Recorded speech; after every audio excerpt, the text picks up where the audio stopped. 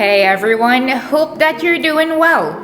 So, I actually got a message really recently, and the question was, what's the difference between the Ramayana and the Ramcharitamanas? Well, actually, a couple years ago, I myself did not know the difference, and I did quite a bit of research to understand what are the main differences. Firstly, the Ramayana was composed by sage Valmiki, and the Ramcharitamanas was written by Tulsidas.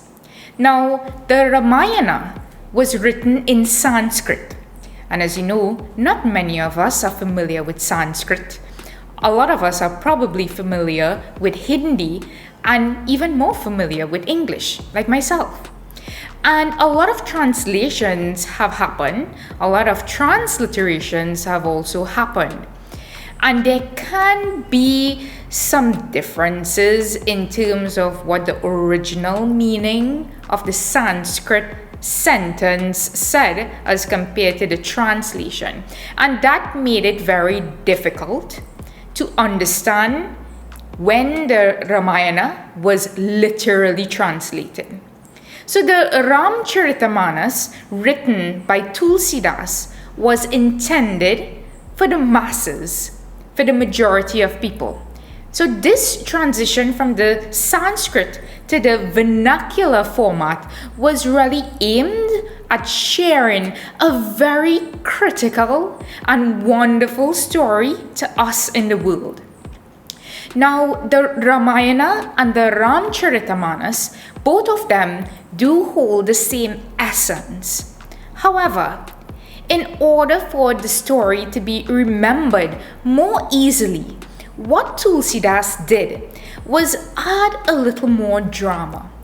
So, in the Ramayana, people such as Lord Hanuman and Sugriva and Vali, they actually belonged to the Neanderthals group of people. And we can quickly do a Google search on the Neanderthals and understand these other forms of human life. But Tulsidas wanted the majority of people to remember them in a different but more dramatic way. And he decided that the Neanderthals closely resembled monkeys.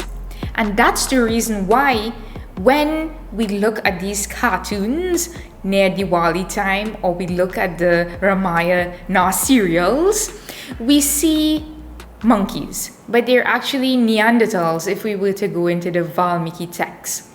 So again, both of them hold the essence of this wonderful story. However, Tulsidas, his main intention was to share this beloved story with so many lessons that are applicable to today's life, but he really wanted a story filled with drama, something that was easy to share, something that was entertaining. I myself have been doing a lot of research, for example, on the Mahabharata, and I would tell you the truth. I have picked up the original Mahabharata text in Sanskrit, but I have not read every single volume. When I go to the prayer store or the puja store, I would see the Mahabharata text being 9 volumes, and they're literally translated. I did pick it up and I tried reading, but it felt a bit cumbersome, to be honest. And that's the reason why I would go for a lot of other books that have commentary. I would look at the Mahabharata serials, and I would do a lot of research to understand, because the Sanskrit format can be very complicated, and when translated can even be more complicated. So it's okay to get some help in understanding, and if it means going into a book with commentary, that's fine. It's really getting that pursuit of truth and knowledge, and that is essentially what Tulsidas was aiming to do.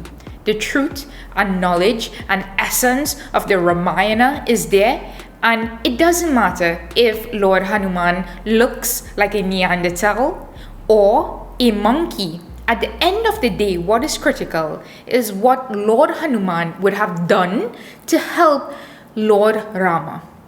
That is the essence, that is the lesson. So let's not focus on the imagery.